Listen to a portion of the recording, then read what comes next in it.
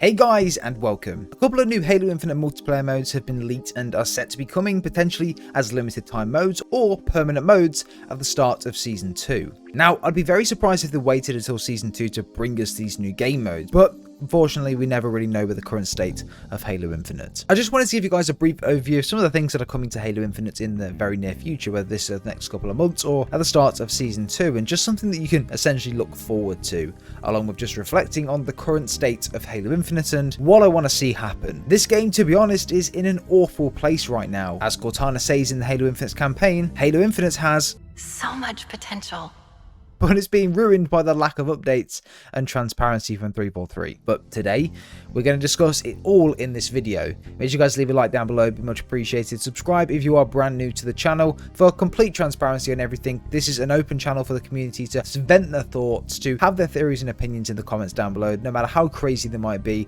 Leave everything down below in the comments as your thoughts and opinions on Halo Infinite, the reasons why you think it's just not doing it for the community at the moment, and what you think Halo Infinite needs to get back on top. But guys, without further ado, let's get straight into it. So jumping into the first topic of today's video, game modes. In Halo Infinite, there's a huge lack of game modes, but it's not just that. There's a huge lack of the variety of game modes. For example, there are no party game modes like Infection, Griffball, that have just made Halo that place to jump on and chill with your friends, have a good time, and also rank up your soldier alongside that. Again, with a full armory system and ranking system, that's just not really there. And to be honest, Halo Infinite is suffering massively because of that. I mean, just importing Infection into the game alone, I can almost guarantee that will bring back so many players just because they want to relive their memories on Infection from back in the day. But anyway, going on to the game modes that were leaked and data mined and that are expected to come to Halo Infinite in rather Season 1 and a couple of the events later on down the line as limited time modes, or the beginning of Season 2 as I already mentioned, and hopefully they'll stay permanent as they need to. So the modes are as follows: Infection, King of the Hill, and a mode called Extraction. Now, I'm not too familiar with Extraction, but maybe someone in the comments can let me know what that is as well. Alongside this as well, Attrition is meant to be coming back very, very soon, which was a limited time mode in, I believe, the Cyber Showdown event, which happened last month. So hopefully that'll make a return fairly soon as well. But looking and judging at the roadmap of Season 1, there are 3 main modes and events within that roadmap.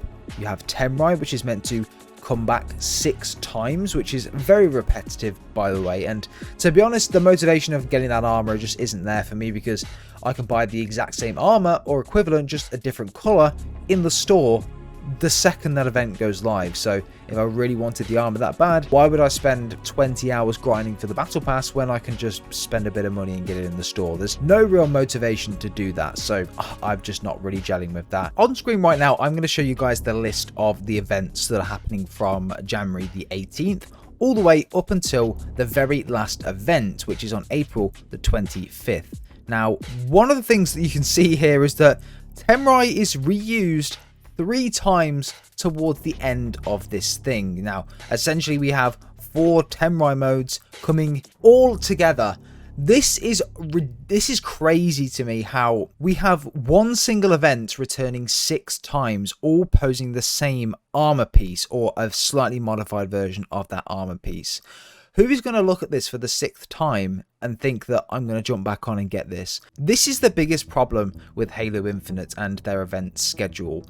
Modes like Cyber Showdown and Tactical Ops only show once, whereas the Temrai mode returns 6 times for whatever reason, and I don't really understand the reasoning behind that. So they're just reusing the same event 6 times and reusing the same armor rewards 6 times, or a slightly modified version of that armor piece. And I don't know why they couldn't just have different events for the different things. I mean, I don't know how difficult it would be to rename an event and maybe put out some different game modes, even if we don't even have a battle pass for that event. Just give us an event with new game modes and things like that. Maybe a couple of new weapon skins for the game, for the events, but it's just this one mode 6 times over, and this is the majority of the events in Halo Infinite until Season 2, so let me know what you think about that. And alongside this, we have no other new events coming to Halo Infinite until Season 2 does launch in May.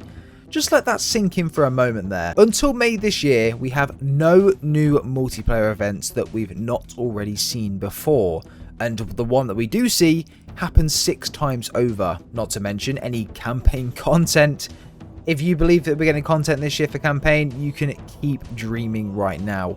I mean, judging by the state of multiplayer, I don't think we're going to get campaign content for ages, maybe even years for that matter.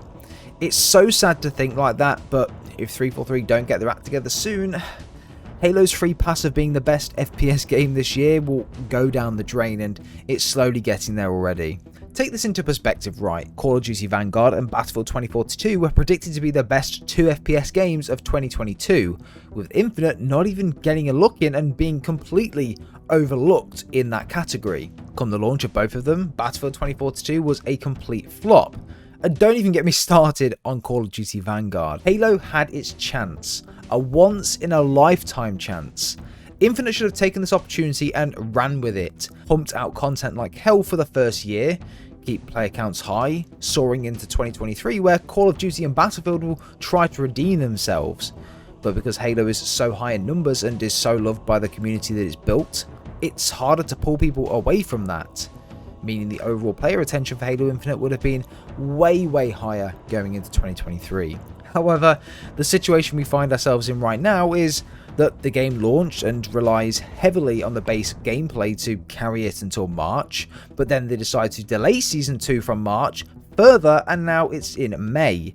Campaign co-op, Forge and Firefight and a good variety of game modes were held back from the release, some due to not being finished of course like the likes of Forge, but others held back to bring those players back when the game starts to get stale, and this is the likes of Infection and Griffball and the ones that we even spoke about that are coming as DLC, which arguably should have been there at launch.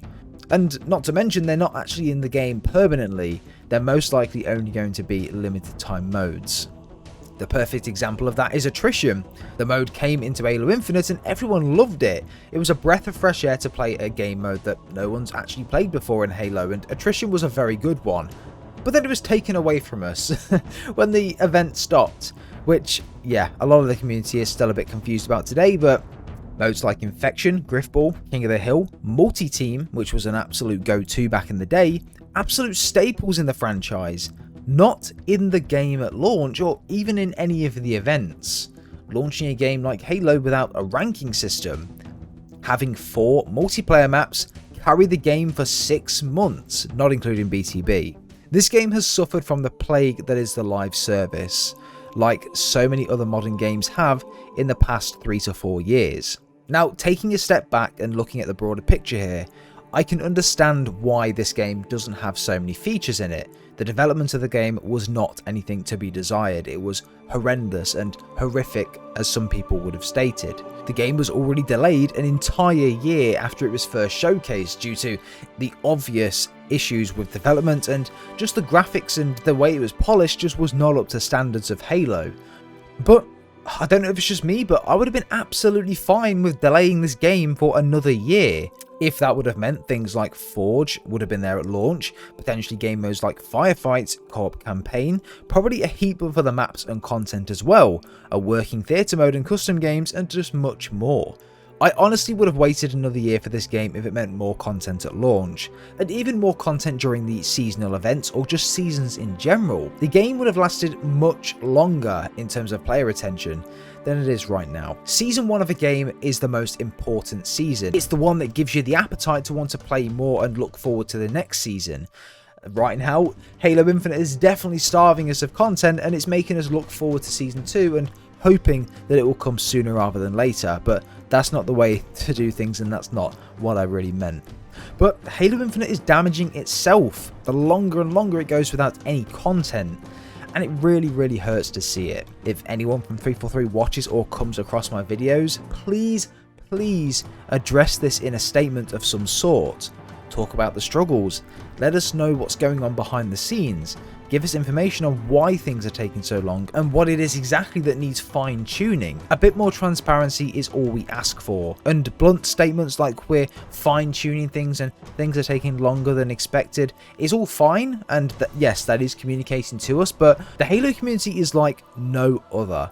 We love the finer details. We want to know everything about the game because we love the game. We want Halo to be back on top. And in the past 3 months, we've seen that that is 100% possible. To keep that going, we need action fast. And there's still time left to correct the path that Halo Infinite is on. So please, 343, review the current content structure and please make adjustments. Even if they do periodic updates with dates as to when they'll update us. So they put out a statement and it mentions on there that the next update will be on, say, March the 10th. We wait until the 10th, the next update comes out on the progress. Progress updates are important, it keeps us engaged, it keeps us knowing what's going on, and ultimately it's good for the health of the community to know that the developers and the community managers are fully communicating with the community. So yeah, that's my suggestions, and I really do hope that something like that does happen in the next couple of weeks because it seriously does need to happen. But guys, more of a shorter video today, but honestly there's limited things to do in Halo Infinite at the moment.